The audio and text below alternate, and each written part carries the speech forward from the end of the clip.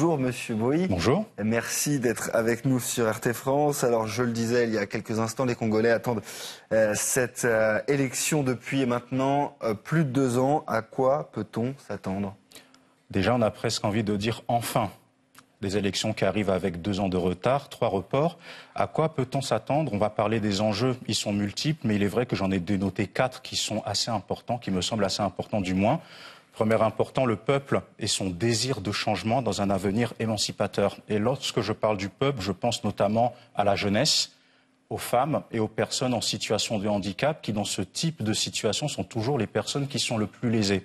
Ces personnes ont besoin de pouvoir se projeter dans un avenir citoyen fort qui permettrait une émancipation et une inclusion citoyenne, culturelle, professionnelle et sociale.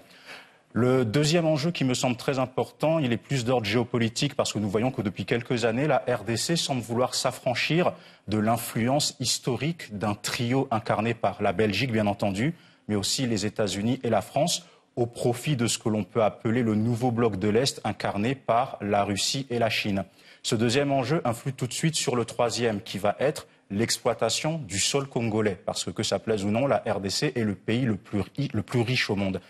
Maintenant, le fait que la RDC puisse faire des affaires dans le cadre d'échanges internationaux basés sur l'importation et l'exportation avec d'autres puissances n'est pas un problème, mais aujourd'hui, on ne veut plus voir des pays africains, et plus encore un continent africain qui se fait piller par des puissances occidentales sans que le peuple puisse même bénéficier des richesses du pays. Et le dernier point, je dirais que c'est un projet qui est remis au lendemain depuis plusieurs années, qui est le projet du Grand Inga 3. Pour expliquer aux téléspectateurs, c'est le projet de construction du plus grand barrage du monde, aux abords du fleuve Congo, qui est le deuxième fleuve le plus puissant au monde. On estime le coût des travaux à 14 milliards de dollars et le temps estimé des travaux entre 7 et 11 ans. Ce projet est sans cesse remis en question alors qu'il représente un défi majeur parce que ce barrage peut potentiellement électrifier tout le continent africain.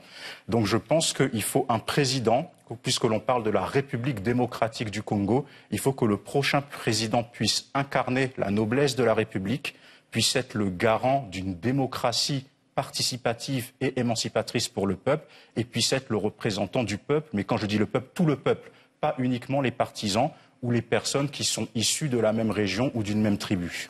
Vous parliez tout à l'heure de la volonté du peuple congolais à un changement, mais certains voient déjà Emmanuel Ramazani Shadary, l'actuel ministre de l'Intérieur, déjà vainqueur.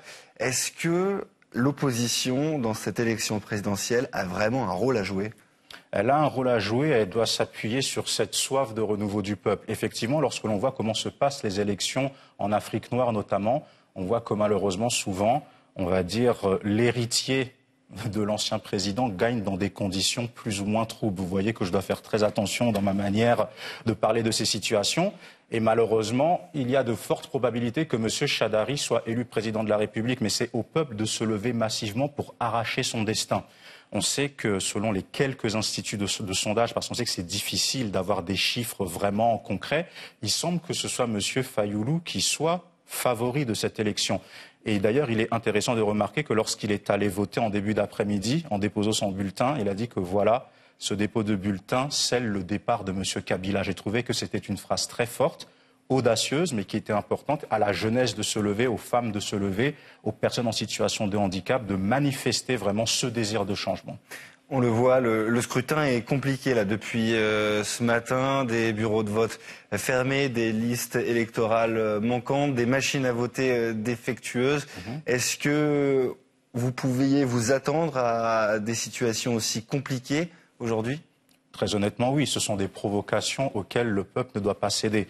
On peut rajouter aussi le fait que le représentant de la communauté européenne, de l'Union européenne, M. Ouvry, a été sommé jeudi dernier de quitter le territoire sous 48 heures.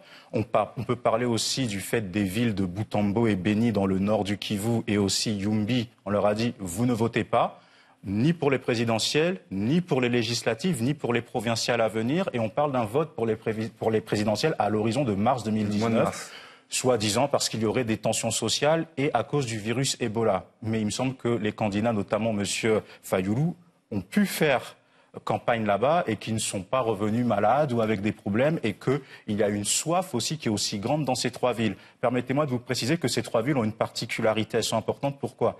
À la base, elles étaient plutôt acquises à M. Kabila, mais maintenant elles sont plutôt acquises à M. Fayoulou. Donc il est très facile de deviner pourquoi dans ces villes, le report de l'élection a été proclamé. Merci beaucoup Abel Boilly d'avoir répondu à nos questions. Je rappelle que vous êtes le président de l'association Force Républicaine. Merci beaucoup. À vous.